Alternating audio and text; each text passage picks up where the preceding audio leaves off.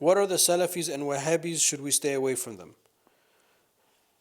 Salaf, the Salaf is a term that the Muslims use to describe several things. In one opinion, the Salaf are the first three generations. The generation that grew up around the Prophet ﷺ, the Sahaba, the generation that grew up with them, the Tabi'een, the followers, and then the generation that grew up with them, Tabi'een. That's the narrowest definition. The second definition, that's a little bit larger, is this is the first 3 centuries of Islam. And then the third definition, which is even larger than that, is that the end of the Salaf, the time of the Salaf ends with the beginning, the end of the 5th century. So it would end with people like Imam al-Ghazali, who died in 505, of the Hijrah, Imam al-Bayhaqi, who I believe died in 504, radiyallahu anhum ajma'in. So it's a term that we use to refer to the earlier generation. We are the Khalaf, we are those that have come after the year 500. A couple of centuries ago, about 200, 250 years ago, there emerged this idea that the Muslim world has become dilapidated, has lost its way, has ceased in power. I mean, which is true. It has ceased in power, been occupied, etc., etc.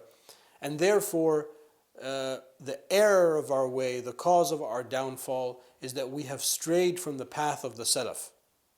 So we need to go back and revive that, that type of Islam. So this is where the idea of the Salafi thought or the Salafi movement comes in. And the problem with that is that what ends up happening is that people want to erase everything that's happened from the time of the Salaf to our time and sort of cut it out as a time period, take it and remove it, and wants to put us here in 1443 and put us all the way back to the year 200, for example. But that is not the way of the Ummah. The Ummah it builds one generation over the other. One generation receives from the generation before it and passes on to the generation after it, adding its commentary and its understanding, its wisdom, its inherited wisdom. That's what makes our civilization one of the greatest civilizations to have ever existed amongst humankind, is that it is robust, that it's dealt with all of these permutations and historical instances, and we have found nonetheless that our Quran and Sunnah to be equally valid now as it was at the time of the original revelation. But the Salafi concept is to erase all of that and to go back. But Salaf and the Salaf, as I mentioned in the beginning, is a time period. It's not a madhab. There's no madhab called the madhab of the Salaf. That term or concept never existed. There is no hadith, for example, narrated by the Salaf. So-and-so the Salafi, who narrates on so-and-so the Salafi. That doesn't exist. But I carry a chain of transmission, for example, from me back to Rasulullah or back to Imam Shafi'i first, and then from Imam Shafi'i to Rasulullah sallallahu alaihi wasallam, all narrated by Shafi'is. So my teacher so-and-so the Shafi'i said, his teacher so-and-so the Shafi'i said, his teacher so-and-so the Shafi'i said, etc. That Imam Shafi'i radiallahu anhu said, etc. So the Shafi'i is a madhab.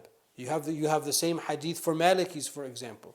Or you have hadith that are transmitted by certain acts, the hadith transmitted by laughing, or the hadith transmitted by shaking the hand, so on and so forth. But there's no tradition. There's no tradition that's narrated by the Salafi.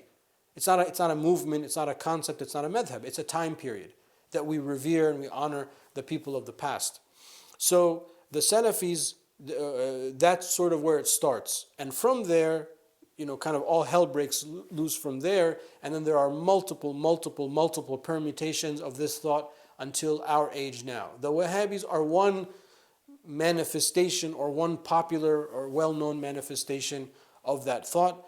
Muhammad ibn Abdul Wahhab, rahimahullah al-Jamia, who emerged in the Najd area of the Arabian Peninsula and also held these same views that there was this quote unquote cult of saint worship. The people were going to the graves and visiting the graves. We need to demolish these graves. We need to bring back Tawheed. And as a matter of fact, Muhammad ibn Abdul Wahhab, his own brother, wrote against him. And his own father kicked him out of his study circle. And this was a person of great fitna. And he aligned himself with the Al Saud family in the beginning, and they rebelled against the Ottoman-controlled Arabia in the east, and then they conquered the western part of Arabia, including Jeddah, Mecca, Medina, and united it all under one kingdom, the Saudi kingdom. So that's a very specific thing that happens historically in that part and gives rise to the modern kingdom of Saudi Arabia. Now, this issue of the Salafism, I mean, forget the Wahhabi because that's something very specific, but just the general concept as I've outlined it, you can see that there are problems with that concept. And it's inconsistent with our intellectual heritage, and it's the cause of great fitna. Many of these questions that I get every month come from that mentality. Not that you have that mentality, but you are influenced by that mentality. It's sort of out there in the ether, and we've inherited that. And it's created great atrocities. And one of the permutations of it is that it gives rise to extremism. It gives rise to extreme Muslim thinking. And that extreme Muslim thinking gives rise to violence against Muslim states and violence against Muslims and violence against Muslim minorities. This recent bombing in the Shia mosque, I think it was in Pakistan, persecution of Shia in Sunni majority countries, the abuse of women, so on and so forth. It's born out of this concept. But we didn't have this problem before. Why? Because Islam is inherited one generation after another, one generation after another. And then therefore we retain the wisdom of the past. We retain the commentary of the past, and then we build and we continue to build so that we can add wisdom and we can add experience to the generation after us. But when you cut things out and have a selected view of your intellectual history, then you're going to create all of these inconsistencies. And that's unfortunately, what we ask Allah subhanahu wa ta'ala to heal this wound. This is the great cancer that has befallen us. This is the challenge that we of today, this is our challenge as Muslims that we have, that we need to fight against this aberrant way of thinking, and we have to revive once more the glory of our intellectual history, an understanding of both the letter and the spirit of the revelation of the Quran and the Sunnah.